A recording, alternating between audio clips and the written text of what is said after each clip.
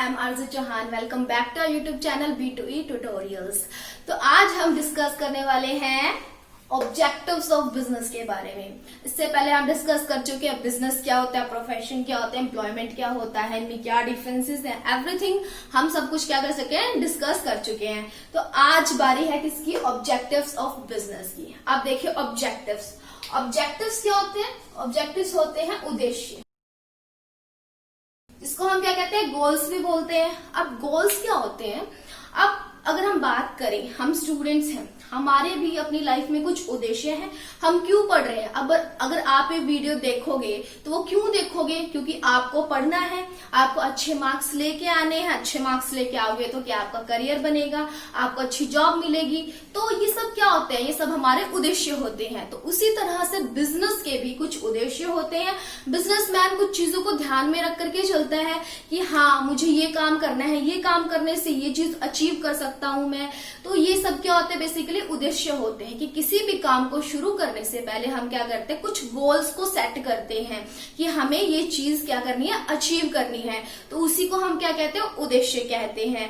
तो अगर हम बात करें बिजनेस के जो ऑब्जेक्टिव्स है उसकी, तो बिजनेस का अगर हम कहें सबसे पहला ऑब्जेक्टिव क्या होता है, वो होता है अर्निंग प्रॉफिट्स। अब ये क्यों होता है, देखो हमने बात की थी बिजनेस क्या होती है, इकोनॉमिक एक्टिविटी होती है। क्या होती है, इकोनॉमिक एक्टिविटी होती है, हमने पढ़ा था ना। अब इकोनॉमिक एक्टिविटी क्या थी कि ऐसा कोई भी काम जो क्या करता है, प्रॉफिट को अर्न करने के लिए किया जाए, ठीक है ना, प्रॉफिट को अर्न करने के लिए किया जाए या पैसा कमाने के लिए किया जाए। इसीलिए बिजनेस एक इकोनॉमिक एक्टिविटी है और बिजनेसमैन का जो मोटिव होता है, उद्देश्य होता है, वो क्या होता है, प्रॉफिट को अर्न करना होता है। कि जितना भी उसने कॉस्ट लगाया है, ठीक है, जितना भी उसने कॉस्ट लगाया उससे ज्यादा का वो सामान बेच करके क्या है, प्रॉफिट को अपना कमा सके। अब फॉर एग्जाम्पल कि अगर बिजनेसमैन ने 1000 ठीक है रुपए लगाए हैं किसी भी चीज को बनाने के लिए, और अगर वो उस चीज को 1500 रुपए में बेच रहा है, तो वो क्या कर रहा है, इसके बीच में 500 रुपए क्या कर रहा है, अपना प्रॉफिट जो है वो उसको ऐड कर रहा है। तो इसका क्या मोटिव हुआ, मोटिव क्या हुआ, अर्निंग प्रॉफिट। तो बिजनेसमैन का पहला मोटिव क्या होता है, प्रॉफिट को अर्न करना। उसके बाद बात करते हैं फिजिकल एंड फाइनेंशियल रिसोर्सेज की।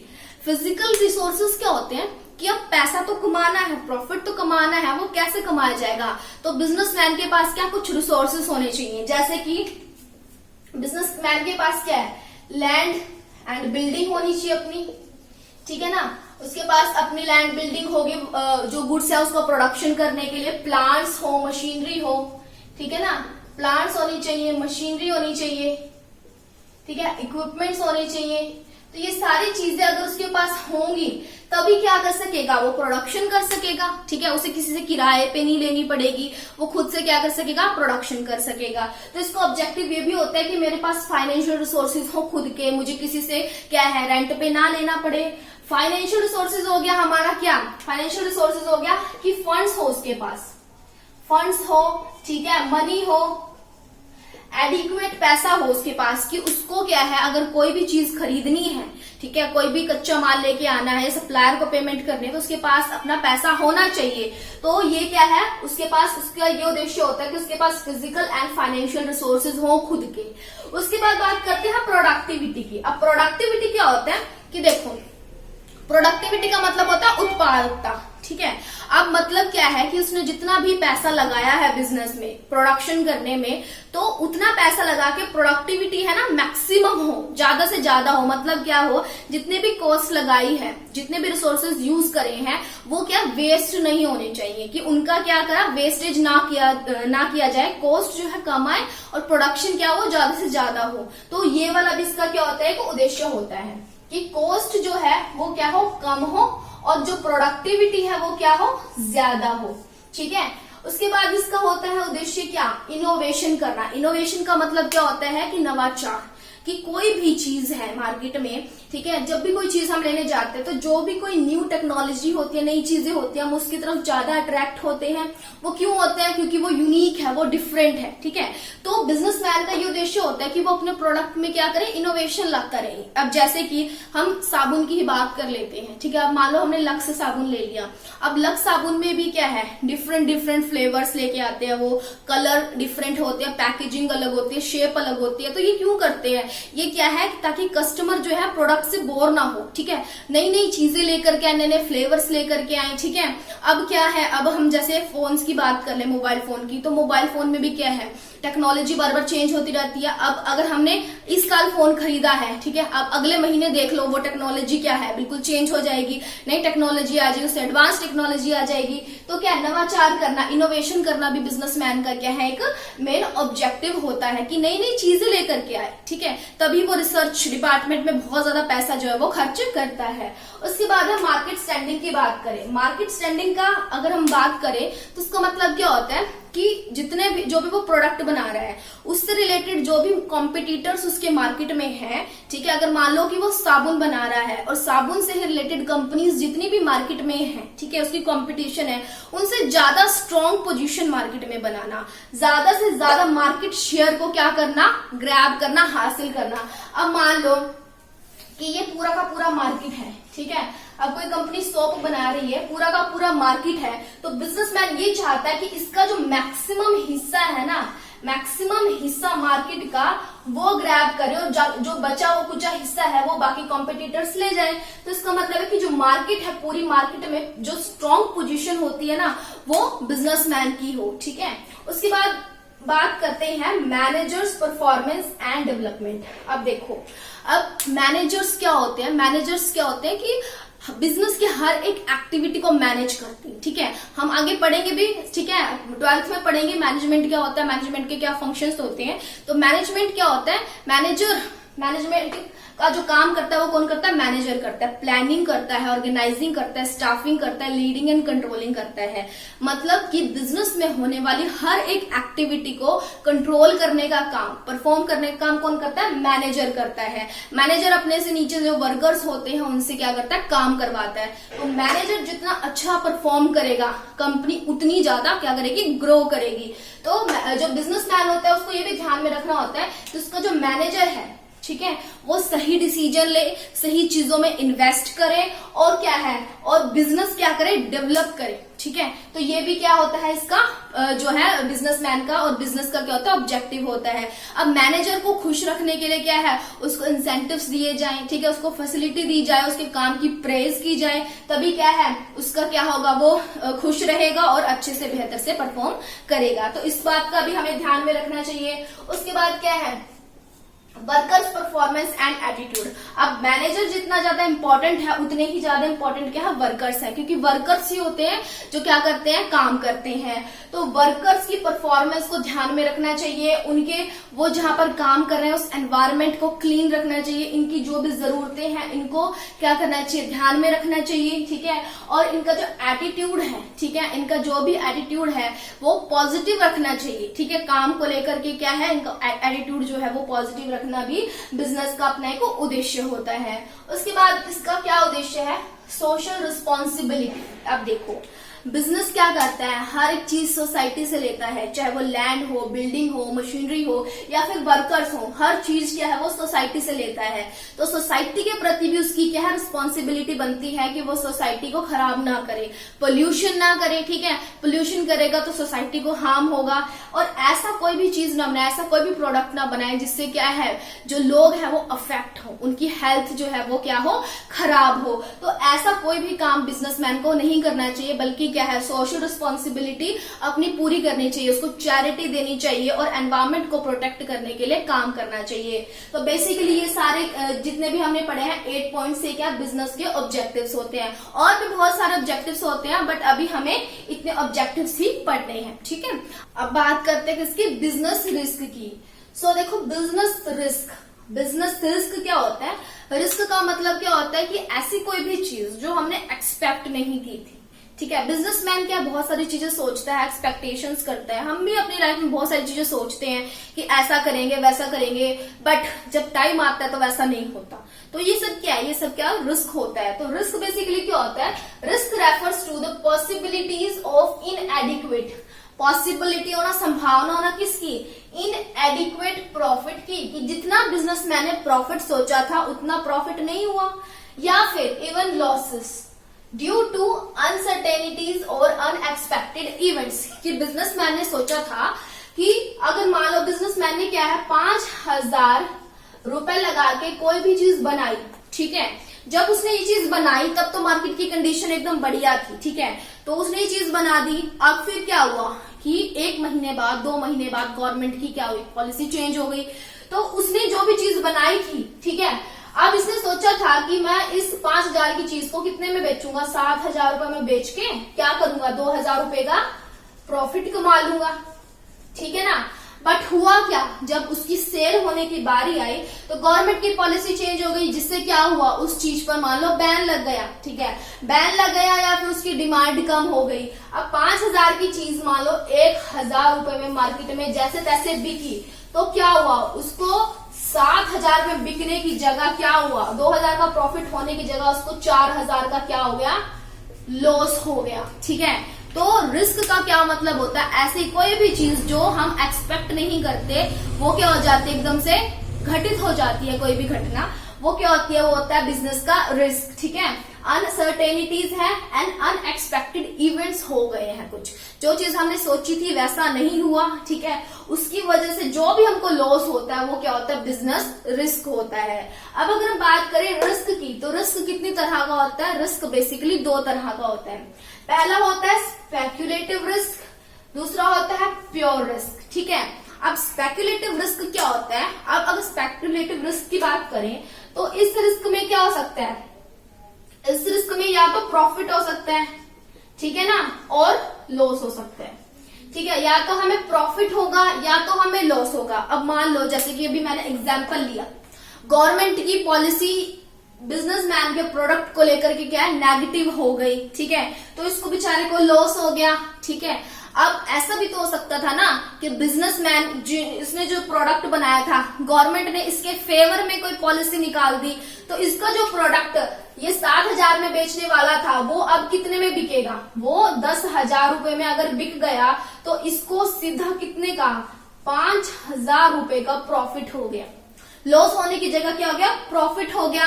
मार्केट में अगर आप कोई भी चीज बना रहे थे, उसका फैशन खत्म हो गया तो आपको लॉस हो गया। अगर उस चीज का फैशन दोबारा से वापस आ गया तो आपकी तो क्या है, बल्ले बल्ले है। तो क्या हो गया कि मार्केट में कोई भी चीज, ठीक है, कोई भी चीज अगर परिवर्तित होती है, गवर्नमेंट की पॉलिसी चेंज होती है, फैशन में परिवर्तन आता है, या फिर डिमांड और सप्लाई में क्या फ्लक्चुएशन होती रहती है, तो उसकी वजह से क्या होता है, या तो आपको क्या होगा, आपको प्रॉफिट हो सकता है या फिर आपको लॉस हो सकता है। तो इसको हम क्या बोलते हैं, इसको हम बोलते हैं स्पेक्युलेटिव रिस्क, ठीक है। शर्त है इसके अंदर कि प्रॉफिट भी हो सकता है, लॉस भी हो सकता है, आपके फेवर में भी जा सकता है और क्या आपके अनफेवर में भी जा सकती है चीजें। अगर प्योर रिस्क की बात करें तो प्योर रिस्क में क्या होता है कि आपको कोई प्रॉफिट नहीं होता, आपको क्या होता है, कोई प्रॉफिट नहीं होता, नो प्रॉफिट, बट क्या होता है, लॉस जरूर हो जाता है, ठीक है। श्योरली क्या होता है, लॉस जरूर हो जाता है। अब वो कैसे, अब प्रॉफिट क्यों नहीं होगा, लॉस कैसे होगा। अब देखो, मान लो आपने कोई भी चीज बना के रखी थी अपने गोदाम में, ठीक है, तो क्या हो गया, या तो लॉस बाय फायर हो गया, ठीक है ना, या तो आपके गोदाम में आग लग गई, या तो क्या हो गया, लॉस बाय थेफ्ट हो गया, ठीक है। किसी ने आके आपकी सारी की सारी जो भी आपने सामान बनाया था क्या हुआ, आके चुरा लिया, ठीक है। या फिर कोई शॉर्ट सर्किट हो गया, कुछ भी चीज हो गई, तो इससे क्या हो गया, या फिर मान लो वर्कर स्ट्राइक पर चले गए, ठीक है ना, कोई भी डिस्प्यूट हो गया, ठीक है। तो इसकी वजह से क्या हुआ, आपका सारा का सारा काम ठप हो गया, ठीक है। तो इसकी वजह से हमें क्या हो गया, लॉस हो गया, ठीक है। अगर मान लो सारा सामान आग में जल गया, चोरी हो गया, तो हमको लॉस तो हो गया, प्रॉफिट तो देखो कुछ नहीं हुआ। अगर मान लो कि वो सामान ना जलता, ना बिकता, तो कोई प्रॉफिट हो रहा था, कुछ नहीं हो रहा था। जो काम डेली रूटीन में चल रहा था बिजनेसमैन का वही चलता, ठीक है। तो इसका मतलब क्या, प्योर रिस्क में क्या होता है, कोई प्रॉफिट नहीं होता पर लॉस तो जरूर होता है, ठीक है। और स्पेकुलेटिव रिस्क में क्या होता है, प्रॉफिट भी हो सकता है और आपको लॉस भी हो सकता है, ठीक है। अब बात करते हैं किसकी, नेचर ऑफ बिजनेस रिस्क की। बिजनेस रिस्क का नेचर क्या है, ठीक है, किस तरह का होता है इसका नेचर। तो अगर पहला पॉइंट देखें तो पहला पॉइंट है business risk arise due to uncertainty. Uncertainty क्या हो गया कि जो भी चीज हमने सोची थी वैसी चीज नहीं हुई, अनसर्टेनिटी हो गई, ठीक है। तो इसके बारे में हमने पहले भी डिस्कस किया था। तो बिजनेस रिस्क अनसर्टेनिटी की वजह से होते हैं, ठीक है, कि हम सोचते हैं कि ऐसा होगा, ठीक है, कि हम सोचते हैं ऐसा होगा बट ऐसा नहीं होता, तो इसकी वजह से हमें क्या हो जाता है, लॉस हो जाता है। उसके बाद क्या है, risk is essential part of every business. Her business का, अगर बिजनेस का ही नहीं बल्कि ह्यूमन की लाइफ का भी, ठीक है, क्या है, एसेंशियल पार्ट है रिस्क। जितना ज्यादा हम रिस्क लेंगे उतनी ज्यादा क्या करेंगे, ग्रोथ करेंगे। तो रिस्क क्या है, एसेंशियल पार्ट होता है। उसके बाद क्या है, degree of risk depend mainly upon the nature and the size of the business. कि बिजनेस का क्या नेचर है, किस प्रकृति का है बिजनेस। अगर मान लो कि बिजनेसमैन जो है वो ज्यादा क्या है, टेक्नोलॉजी वाली चीजें या फैशन वाली चीजें नहीं बेचता, सिंपल सी चीजें बेचता है, तो उसके जो बिजनेस है उसमें रिस्क तो होगा ही नहीं, ठीक है। आज भी हम वो सामान खरीद रहे थे, कल भी हम वो सामान खरीदेंगे। बट अगर मान लो बिजनेसमैन क्या फैशनेबल चीजों में डीलिंग करता है, फैशनेबल, जैसे कि मान लो कि फैशनेबल क्लोथ्स हो गए, फैशनेबल ज्वेलरी हो गई, या फिर क्या हो गया, मोबाइल फोन्स हैं, ठीक है, इसमें क्या टेक्नोलॉजी बार बार चेंज होती रहती है। तो अगर इस चीज में डीलिंग करता है तो इस चीज में क्या है, रिस्क तो हाई हो जाएगा ना, ठीक है। जो भी चीजें लगातार परिवर्तित होती रहती हैं तो उसमें रिस्क ज्यादा होता है। और इसके साथ साथ क्या है, साइज ऑफ द बिजनेस। अगर बिजनेसमैन क्या है, छोटा साइज है बिजनेस का, ठीक है, उसने बहुत कम पैसे इन्वेस्ट किया हुआ है तो उसका रिस्क भी कम होगा। बट अगर कोई बिजनेसमैन है जिसने लार्ज अमाउंट ऑफ मनी जो है वो बिजनेस में इन्वेस्ट कर रखी है, ठीक है, तो उसके लिए रिस्क क्या है, वो ज्यादा हो जाएगा। उसके बाद बात करते हैं फोर्थ पॉइंट की, profit is the reward for risk taking. Profit क्या होता है, प्रॉफिट रिवॉर्ड होता है किस चीज का, रिस्क टेक का। जितना ज्यादा हम रिस्क लेंगे उतना ज्यादा प्रॉफिट होगा, ठीक है। हम कहते हैं ना, मोर रिस्क मोर रिटर्न, ठीक है। तो जितना ज्यादा आप रिस्क लोगे उतना ज्यादा आपको प्रॉफिट होगा, ठीक है। तो ये बात थी इसकी नेचर की। अब बात करते हैं किसकी, कॉजेस की, कि कॉजेस क्या है, कारण क्या है बिजनेस रिस्क के, कि बिजनेस रिस्क किन किन कारणों की वजह से आता है। तो सबसे पहला पॉइंट है नेचुरल कॉजेस, प्राकृतिक कारण, ठीक है। अगर प्रकृति की वजह से, अब मान लो जैसे कि बाढ़ आ गई, तूफान आ गया, ठीक है, या फिर हैवी रेन हो गई, ठीक है, क्या क्या आ गया, ठीक है। अगर हम बात करें बाढ़, ठीक है, तूफान आ गया, ठीक है, सूखा पड़ गया, कुछ भी चीज हो गई जिसकी वजह से क्या हो गया, ठीक है, क्योंकि प्रकृति जो है उसके ऊपर हमारा कंट्रोल नहीं है। अगर इस वजह से सारा का सारा माल खराब हो गया, बाढ़ आ गई, गोदाम में सामान पड़ा हुआ था, सारा का सारा पानी में बह गया, ठीक है, तूफान आ गया, या फिर क्या है, बिजली गिर गई, कुछ भी चीज हुई, ठीक है, प्रकृति की वजह से, प्राकृतिक कारण की वजह से, तो वो क्या होता है, वो होता है नेचुरल कॉजेस। उसके बाद बात करते हैं ह्यूमन कॉजेस। ये क्या है, ये व्यक्तिगत, ठीक है, लोगों की वजह से होता है। अब मान लो कि कोई जो वर्कर काम कर रहा है, ठीक है, डिसऑनेस्टी, ठीक है, वो क्या है, किसी और के साथ मिल गया, ठीक है, कॉम्पिटिटर्स के साथ मिल गया और उसने सारा सामान क्या कर दिया, नष्ट कर दिया या चोरी करवा दिया। तो डिसऑनेस्टी की वजह से भी क्या है, रिस्क आ जाता है, ठीक है। या फिर लॉकआउट्स हो जाए बिजनेस में, ठीक है, लॉकआउट, स्ट्राइक हो जाए, ठीक है, स्ट्राइक हो जाए, लॉकआउट। या जो फिर मैनेजमेंट है, ठीक है, वो क्या है, इनएफिशिएंट है, ठीक है, वर्कर्स जो है वो ढंग से काम नहीं करते, इसकी वजह से भी क्या है, लॉस हो जाए, रिस्क हो जाए। तो ये ह्यूमन जो है, ह्यूमन कॉजेज होते हैं कि लोगों के कारण जो रिस्क होते हैं। उसके बाद बात करते हैं इकोनॉमिक कंडीशंस की। अब इकोनॉमिक कंडीशंस क्या होती हैं, कि मान लो टेक्नोलॉजी चेंज होगी, या फिर गवर्नमेंट की जो पॉलिसीज थी, ठीक है, गवर्नमेंट की जो पॉलिसीज थी वो क्या है कि फेवर में नहीं हुई, ठीक है, अनफेवरेबल हो गई बिजनेसमैन के, ठीक है। या फिर जो कॉम्पिटिटर्स हैं, ठीक है, कॉम्पिटिटर्स जो है वो मार्केट में और ज्यादा एंटर कर गए, ठीक है, या फिर टेक्नोलॉजी चेंज हो गई, कुछ भी हो सकता है, ठीक है। जो कस्टमर है उसकी टेस्ट में, उसकी प्रेफरेंसेस में चेंज आ गया, कि जो भी चीज क्या है बाहरी कारणों की वजह से हुई, ठीक है, इसका क्या बिजनेसमैन का इसके ऊपर अपना कंट्रोल नहीं हो पाता है, ठीक है। तो इस वजह से कोई अगर इकोनॉमिक कंडीशंस की वजह से कोई रिस्क होता है। उसके बाद बात करते हैं अदर रिस्क की। अदर रिस्क क्या है, इन सबको छोड़ के जो भी बाकी रिस्क हुए, ठीक है, तो वो सारे के सारे अदर रिस्क में आ जाते हैं। अब देखो फॉर एग्जाम्पल हम ले लेते हैं, अब जैसे कोरोना वायरस आ गया तो किसी को पता नहीं था कि ये आ जाएगा, तो ये क्या हुआ, ठीक है, ये अदर रिस्क हो गया। हम जिस चीज के बारे में सोचते नहीं है और अदर जो चीजें हो जाती हैं, ठीक है, फ्लक्चुएशन आ गई मार्केट में। तो जो भी चीजें क्या है अदर कारणों की वजह से होती हैं, तो उसको हम किसमें, अदर्स में काउंट करते हैं, ठीक है। तो आज हमने क्या पढ़ा, आज हमने पढ़ा कि बिजनेस के ऑब्जेक्टिव्स क्या होते हैं और बिजनेस रिस्क क्या होता है, उसका नेचर क्या होता है, इसके कॉजेस क्या होता है, ठीक है। तो हमारा जो फर्स्ट चैप्टर था वो कंप्लीट हो चुका है, ठीक है। तो अब हम आपसे मिलते हैं नेक्स्ट वीडियो में। हम स्टार्ट करेंगे अपना chapter number 2 forms of business organization का, ठीक है। तो तब तक के लिए अपना ध्यान रखिए, टेक केयर, बाय बाय, मिलते हैं आपसे नेक्स्ट वीडियो।